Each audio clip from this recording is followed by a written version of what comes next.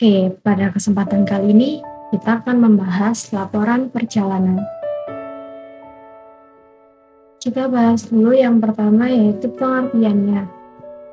Laporan perjalanan adalah tulisan yang berisi cerita atau catatan tentang perjalanan yang sudah dilakukan. Tujuannya adalah untuk berbagi pengalaman, kegiatan, dan hal-hal menarik yang ditemukan selama perjalanan kepada orang lain. Laporan ini bisa membantu pembaca memahami apa saja yang terjadi selama perjalanan, termasuk tempat-tempat yang dikunjungi dan kesan yang dirasakan. Kemudian, tujuan laporan perjalanan yang pertama yaitu memberikan informasi kepada pembaca tentang perjalanan yang dilakukan. Laporan ini membantu pembaca mengetahui cerita pengalaman dan hal menarik selama perjalanan. Kemudian yang kedua, mencatat pengalaman yang dapat menjadi referensi untuk perjalanan selanjutnya. Laporan perjalanan bisa digunakan sebagai panduan atau pengingat untuk perjalanan di masa depan. Kemudian yang terakhir yaitu melatih kemampuan menulis dan mendeskripsikan suatu peristiwa atau pengalaman. Menulis laporan membantu kita belajar mengungkapkan pengalaman dan cerita secara jelas dan menarik. Kemudian ciri-ciri laporan perjalanan. Yang pertama yaitu menggunakan bahasa yang baku dan jelas. Laporan perjalanan ditulis dengan bahasa yang mudah dimengerti dan sesuai aturan. Yang kedua, ditulis berdasarkan pengalaman nyata. Isi laporan berasal dari kejadian yang benar-benar dialami penulis, bukan dibuat-buat. Kemudian yang ketiga, berisi informasi yang lengkap dan mendetail. Laporan mencakup hal-hal penting seperti tempat, waktu, kegiatan, dan pengalaman selama perjalanan. Kemudian yang keempat yaitu memiliki alur yang sistematis. Sistematis di sini yaitu berurutan sesuai kejadian. Cerita dalam laporan mengikuti urutan waktu atau peristiwa sehingga mudah dipahami. Kemudian yang terakhir yaitu menggunakan kata kerja tindakan, kata deskriptif, dan kata keterangan. Laporan menggunakan kata-kata yang menggambarkan tindakan, detail, dan keterangan untuk menjelaskan perjalanan dengan jelas.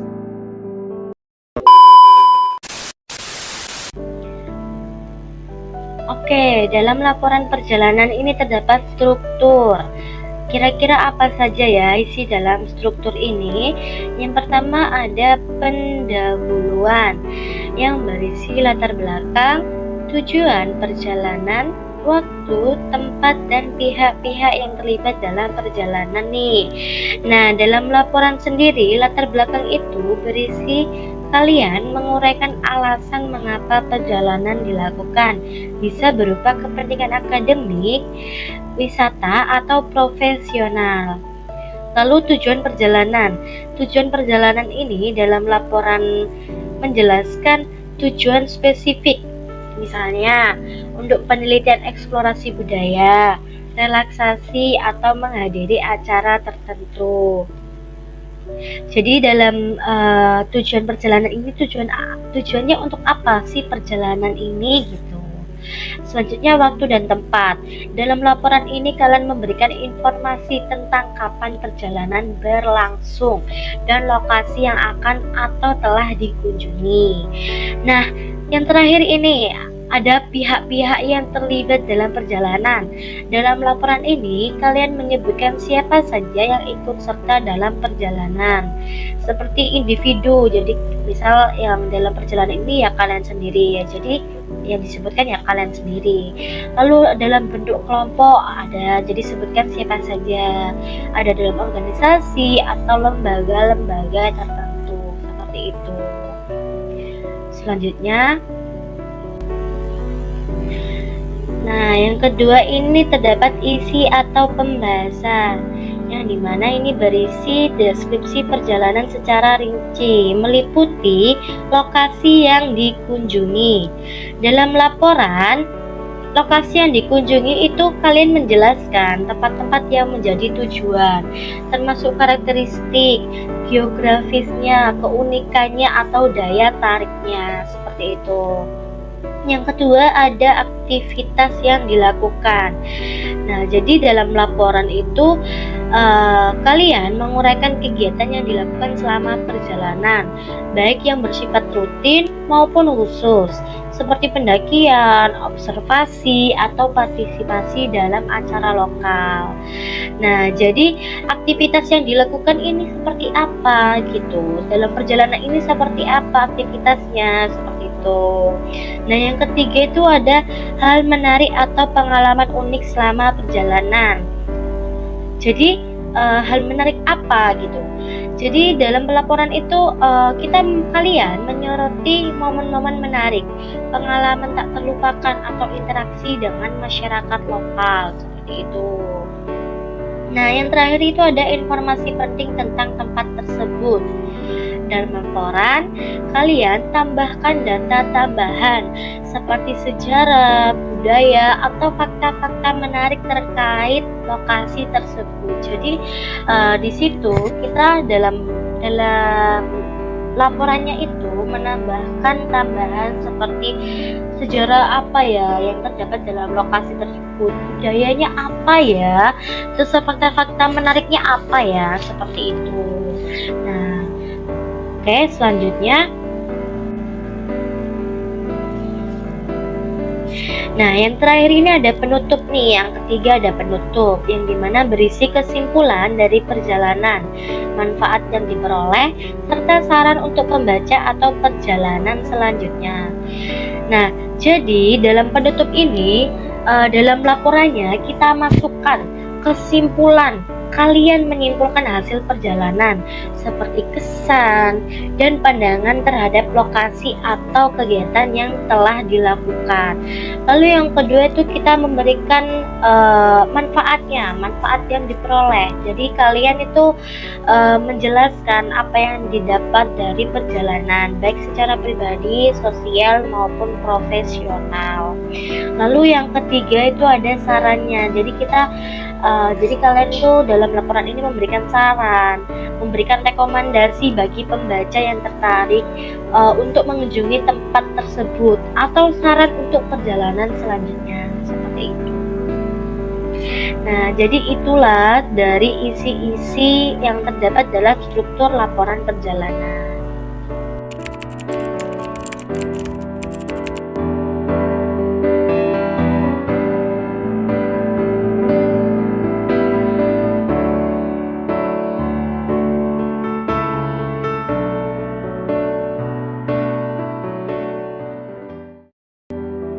Selanjutnya, kami akan memberikan tugas seputar laporan perjalanan yang sudah kami jelaskan sebelumnya.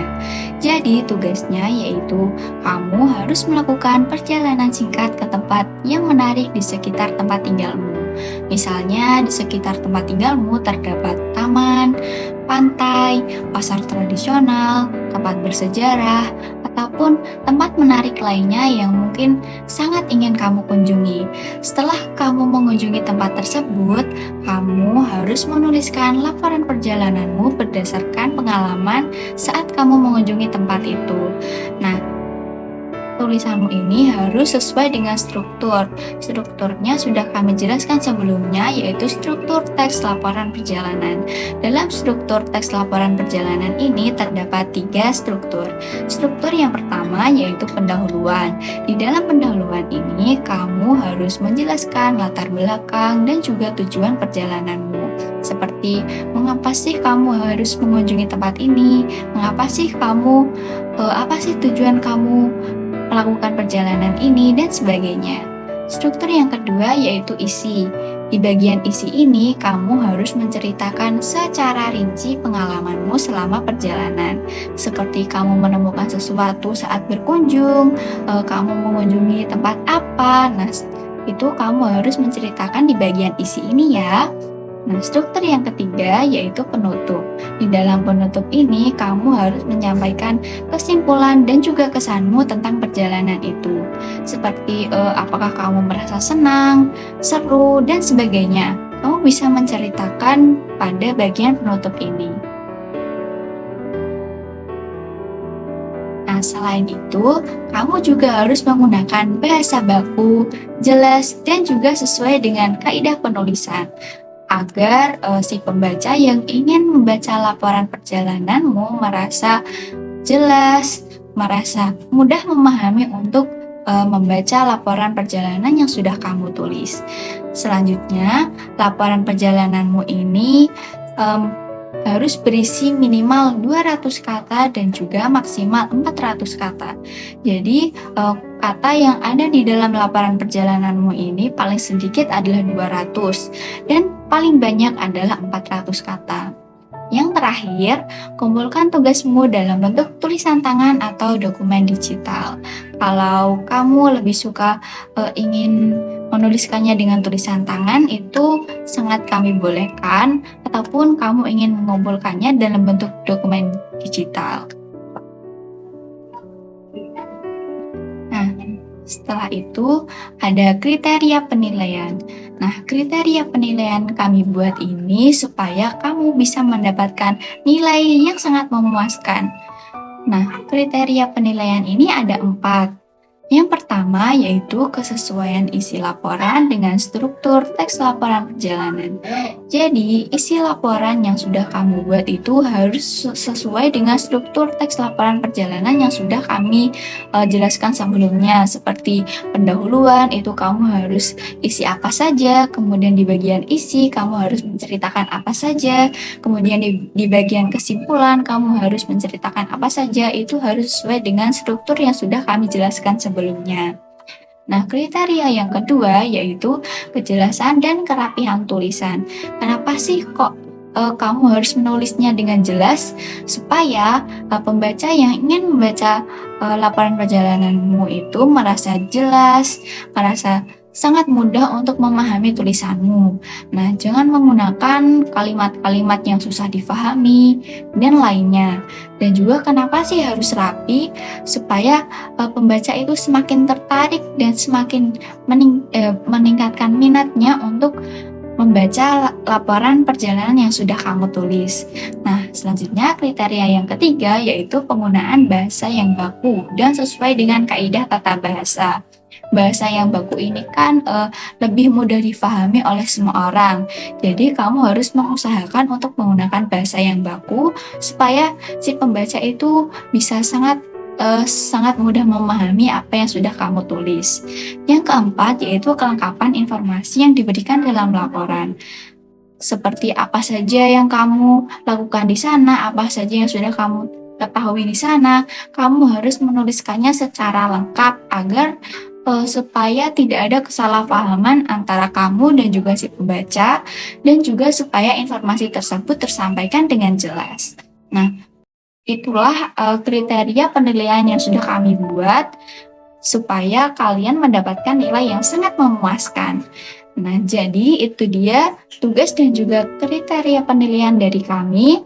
Selamat mengerjakan dan juga semangat ya, semoga mendapatkan nilai yang baik. Oke, yang terakhir yaitu kesimpulan.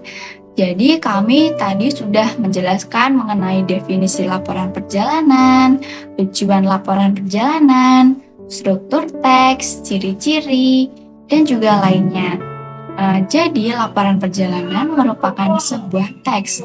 Nah, teks ini berisi dokumentasi pengalaman perjalanan dengan tujuan memberikan informasi, mencatat pengalaman, dan melatih keterampilan menulis.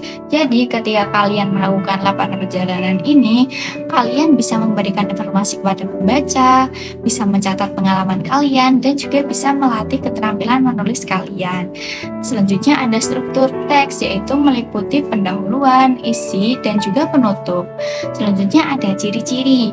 Nah, ciri-cirinya yaitu penggunaan bahasa baku, alur sistematis, serta berbasis pengalaman nyata. Dalam penulisan, penting untuk memperhatikan kejelasan dan kelengkapan informasi dan kesesuaian dengan kaidah tata bahasa. Terima kasih. Oke teman-teman, terima kasih.